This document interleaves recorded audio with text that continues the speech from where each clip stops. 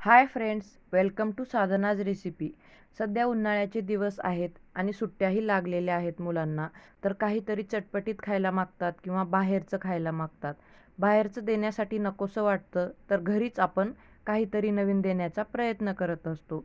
तर मी आज तुम्हाला अगदी कॅफे स्टाईल कुरकुरीत फ्रेंच फ्राईज कसे बनवायचे ते दाखवणार आहे. तेही अगदी प्रोफेशनल पद्धतीने किंवा परफेक्ट.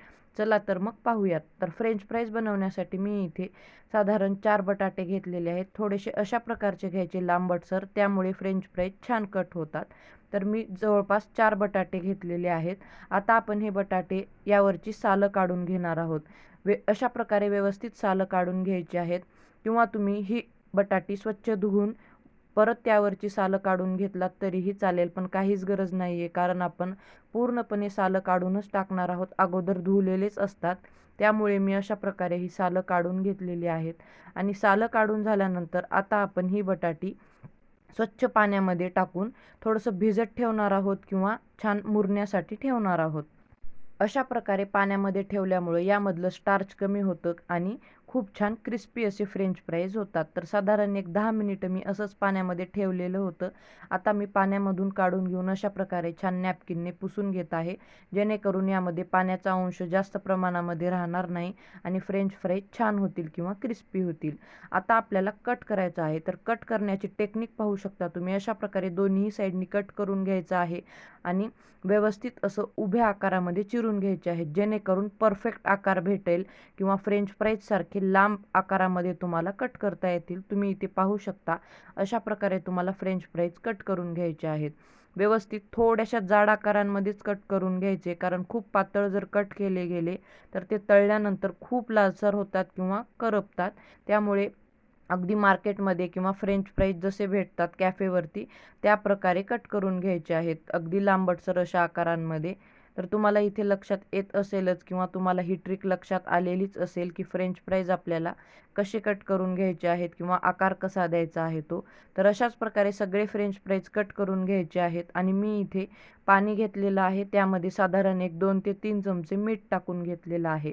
आपण या मिठामध्ये छान हे मुरू देणार आहोत फ्रेंच फ्राईज जवळपास एक 5 ते 6 मिनिटं, कारण यामधलं स्टार्च पूर्णपणे निघून जातं आणि बटाट्याला जो हलका काळा रंग येतो कट केल्यानंतर तो येत नाही आणि मेन म्हणजे कुरकुरीत होतात फ्रेंच फ्राईज मिठाच्या पाण्यामध्ये ठेवल्यामुळं.